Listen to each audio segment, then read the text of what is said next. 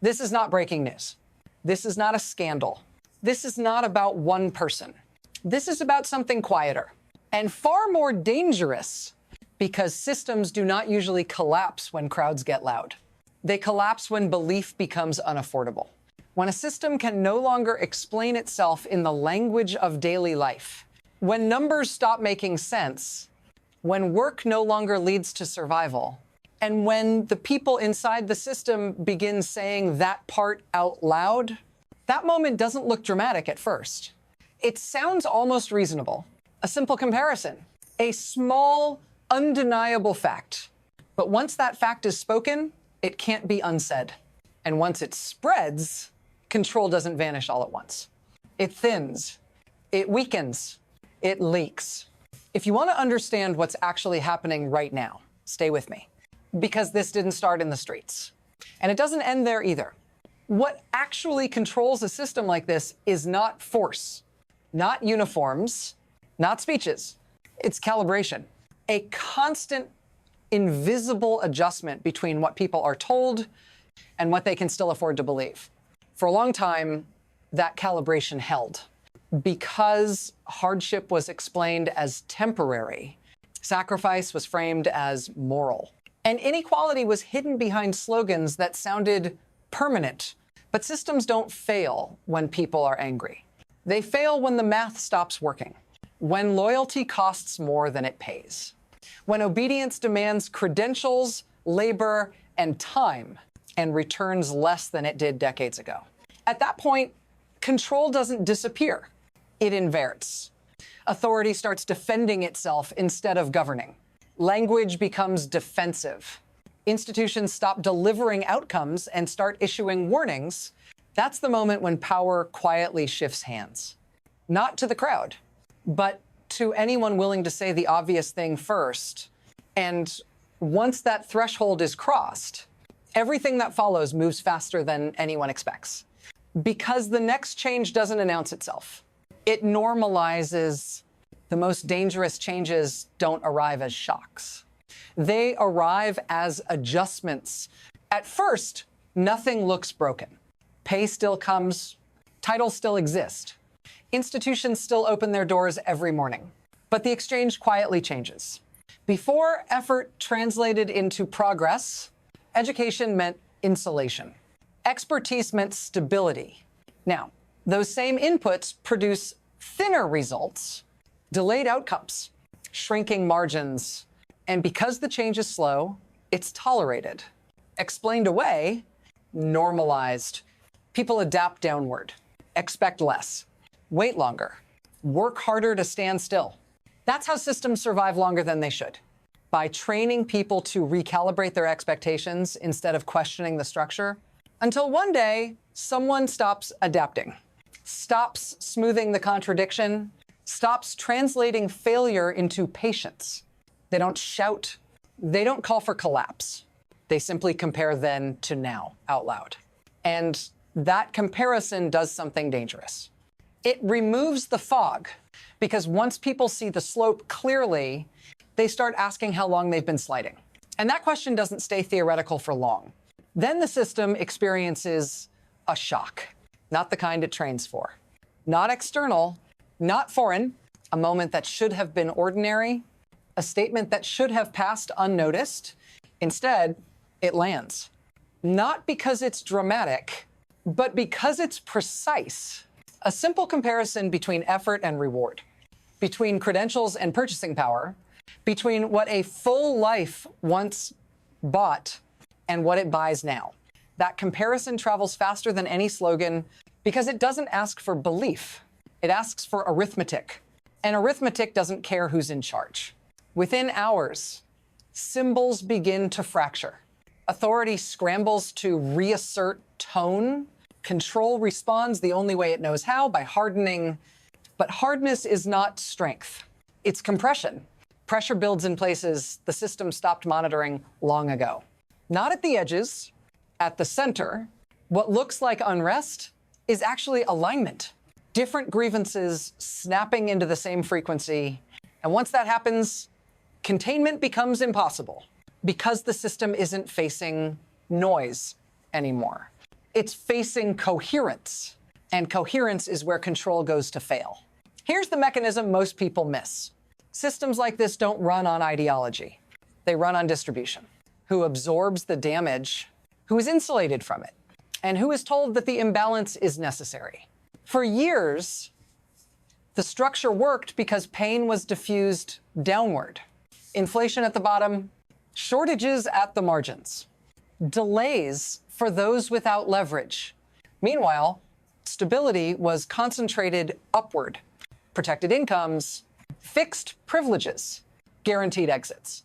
That arrangement depends on one thing: the people at the top never acknowledging the trade. Because the moment the imbalance is spoken plainly, it stops being a sacrifice and becomes a transfer. And transfers invite accounting. Once people understand who benefits from stagnation, obedience stops feeling neutral. It starts feeling expensive. That's when the system switches roles. It stops managing outcomes and starts managing fear. Rules tighten, language sharpens, force becomes louder, but force only works when belief still fills the gaps. And here, belief is already leaking, which means the next rupture won't be ideological. It will be operational. Now the pace changes. Events stack instead of unfold. Signals overlap. Response lag. Crowds move faster than commands. Messages outrun enforcement. Control reacts instead of directs. Security becomes visible, which is how you know it's failing. Vehicles are repurposed. Buildings switch functions. Movement replaces planning. Orders contradict each other. Containment turns into retreat, and restraint disappears first.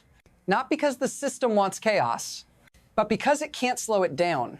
When pressure hits everywhere at once, there is no center to stabilize from. What looks like force is actually panic. What sounds like authority is urgency. And urgency leaks fear. The system fires to create space, but space fills immediately. Because this isn't momentum anymore. It's mass. And once mass decides to move, every response makes the next moment worse. This is the point where reversibility disappears. Because from here on, every action accelerates the same outcome. This is where it reaches you, not as ideology, not as geopolitics, but as arithmetic inside your own life.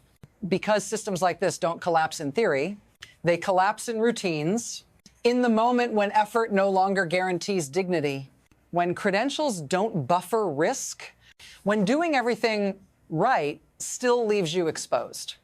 You recognize this feeling, even if the setting is different, even if the language changes. It's the quiet realization that the system is asking more from you while giving itself more protection. And when someone inside that system says it out loud, they aren't leading a movement. They're validating a suspicion you've been carrying alone. That's why moments like this spread so fast. They don't persuade, they confirm. If this analysis matters to you, stay with me. Because what happens next isn't about anger, it's about what people do. When they stop internalizing failure as personal, and that shift doesn't stay contained. It travels. This is the moment when it stops being local. Because systems like this are not isolated. They are mirrored, linked by structure, not geography. When one of them destabilizes internally, others don't see a protest. They see a precedent, not the crowds, the defection, the realization that control is weakest, not at the border, but near the center. Allies grow quiet. Partners recalculate. Statements turn vague because everyone is watching the same signal, how fast legitimacy evaporates once it's questioned from inside. Information leaks despite barriers. Images move without permission. Narratives stop obeying borders. What looked contained begins to resonate elsewhere. Not as imitation, as recognition. Other systems with similar math start stress testing their own assumptions. Could this happen here? What if it already has? And when those questions surface, the problem is no longer one country's stability. It's whether this kind of system can survive its own reflection. And that uncertainty is where acceleration begins.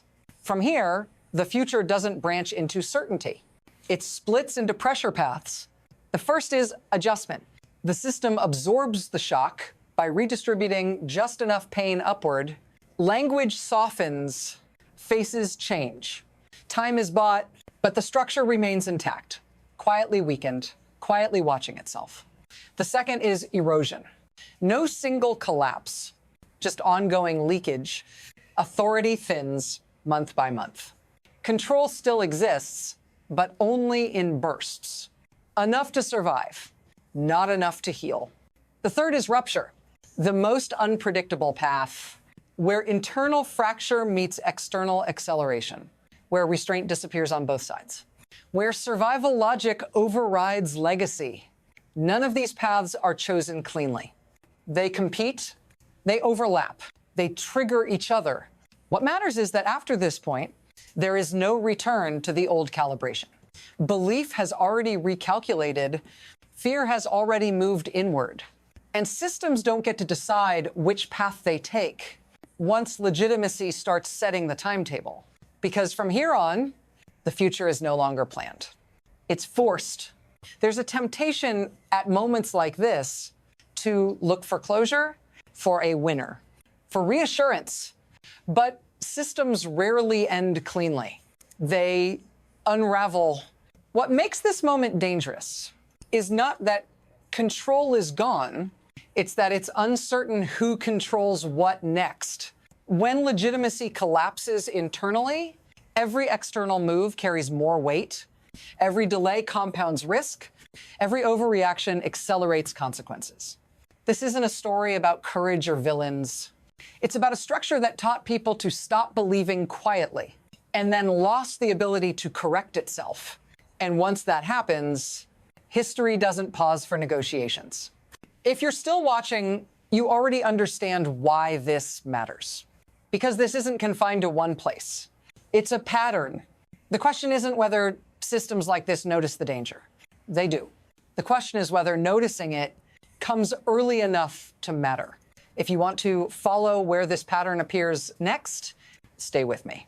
Because the next episode doesn't begin with collapse. It begins with someone inside the system saying the obvious thing. One sentence too late.